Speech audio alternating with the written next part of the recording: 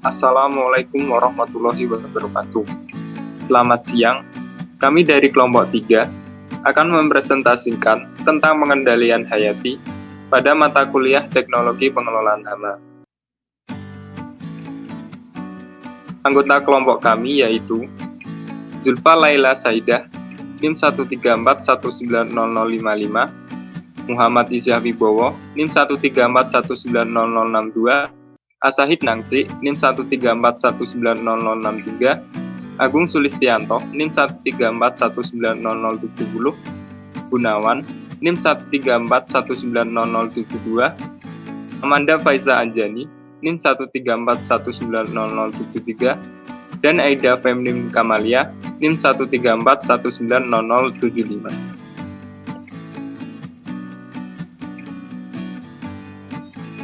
Apa itu pengendalian hayati? Pengendalian hayati merupakan taktik pengelolaan hama yang dilakukan secara sengaja, memanfaatkan atau memanipulasi musuh alami untuk menurunkan atau mengendalikan populasi hama.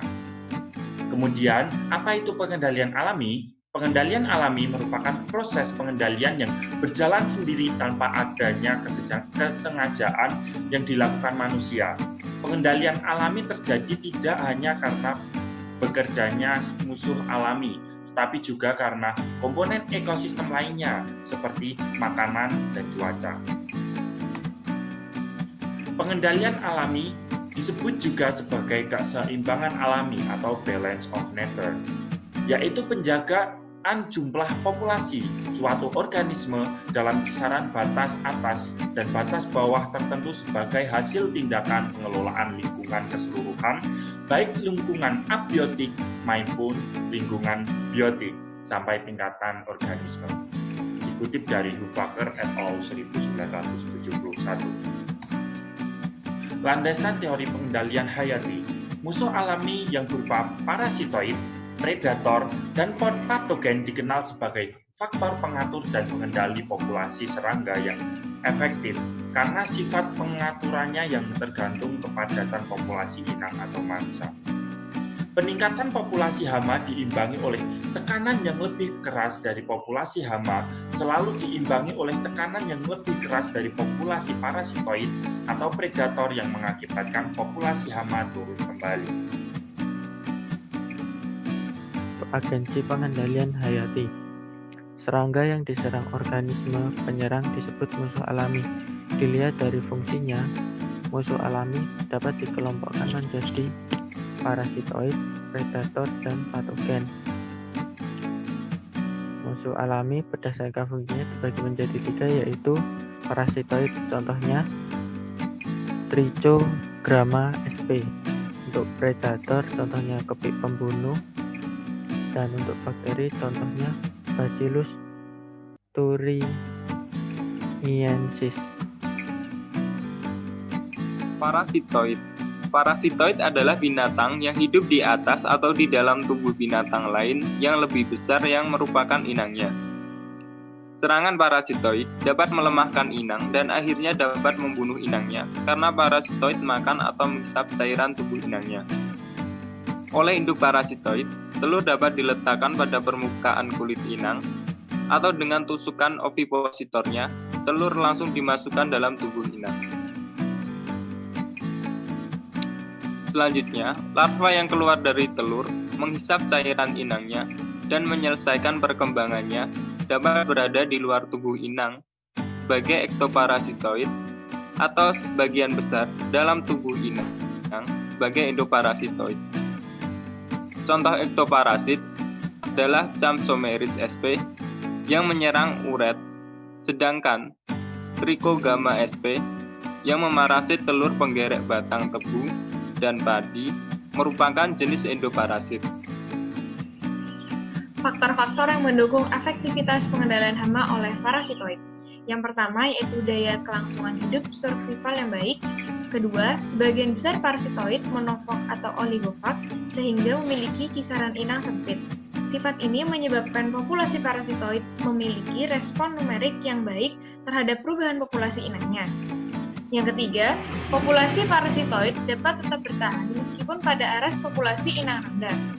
Yang keempat, hanya satu atau sedikit individu inang diperlukan untuk melengkapi daur hidupnya. Kelemahan yang dalam penggunaan parasitoid untuk pengendalian hayati. Yang pertama, daya cari inang seringkali dipengaruhi oleh keadaan cuaca atau faktor lingkungan lain yang sering berubah.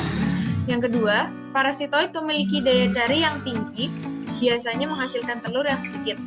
Yang ketiga, serangga betina yang berperan utama karena mereka yang melakukan pencarian inang untuk peletakan telur. Predator. Predator sendiri adalah organisme yang hidup bebas dengan memakan, membunuh, atau memangsa binatang lainnya. Parasitoid memarasit inang, predator atau mangsa memakan mangsa. Selanjutnya adalah ciri-ciri predator, yaitu sebagai berikut. Yang pertama, predator umumnya mempunyai banyak jenis mangsa atau bersifat polifag. Yang kedua, predator umumnya memiliki ukuran tubuh lebih besar dibandingkan mangsanya. Yang ketiga, predator memangsa dan membunuh mangsa secara langsung sehingga harus memiliki daya cari yang tinggi dan memiliki kelebihan sifat fisik yang memungkinkan predator mampu memburu mangsanya. Yang keempat, predator memerlukan banyak mangsa pada fase pradewasa dan fase dewasa. Selanjutnya, sinkronisasi fenologi predator dan mangsa bukan merupakan masalah utama bagi pemanfaatan predator sebagai agen pengendalian hayati. Yang selanjutnya, sebagian predator mempunyai banyak pilihan mangsa. Dan yang terakhir, instar atau pergantian kulit parasitoid yang mencari inang hanya instar betina dewasa. Tetapi predator dewasa betina, jantan, dan juga fase pradewasa mencari dan memperoleh mangsa. Bagi teman-teman, selanjutnya adalah contoh predator. Nah, contoh predator di sini ada Zonecephalus longipenis, merupakan predator telur dan larva pengerek batang padi dan walang sangit. Lalu ada Blasius javanus atau Coleoptera hestiridae sebagai pemangsa larva penggerek batang pisang atau Cosmopolites sordidus. Paiderus fucipes aktif memangsa telur penggerek batang padi dan merang, sedangkan Maizus persisae menjadi mangsa utama bagi Menoxylus sexmaculatus. Selanjutnya, bakteri.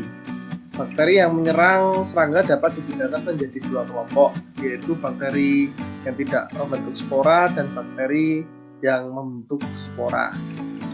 Kelompok bakteri yang lebih penting adalah bakteri membentuk spora, yang saat ini banyak digunakan sebagai insektisida mikrobia. Contoh bakteri. Terdapat dua jenis bakteri patogen yang penting, yaitu Bacillus populae sebagai penyebab gejala penyakit susu yang menyerang kumbang Jepang, dan Bacillus thuringiensis yang sangat efektif untuk pengendalian larva, Ordo-Lepidoptera, dan nyamuk. Beberapa famili bakteri yang berpotensi sebagai sumber alternatif baru bagi patogen serangga di masa depan telah banyak ditemukan. Di antaranya Pseudomonaceae, Enterobacteriaceae, Lactobacilliaceae, Micrococcaceae, dan Bacilliaceae. Adapun salah satu kelemahan dari formulasi pestisida yaitu keterbatasan dalam mencapai sasaran. Insektisida hanya aktif apabila termakan oleh hama sasaran, dan bahan aktifnya tidak mampu menembus kutikula serangga maupun jaringan tanaman. Dengan demikian, insektisida ini belum mampu mengendalikan hama yang berada dalam jaringan tanaman seperti penggerek batang padi. Baik teman-teman, itu tadi presentasi dari kelompok kami. Tentunya kami banyak kekurangan dan kesalahan, kami mohon maaf.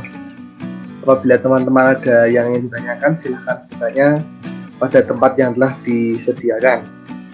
Sekian, dan wassalamualaikum warahmatullahi wabarakatuh.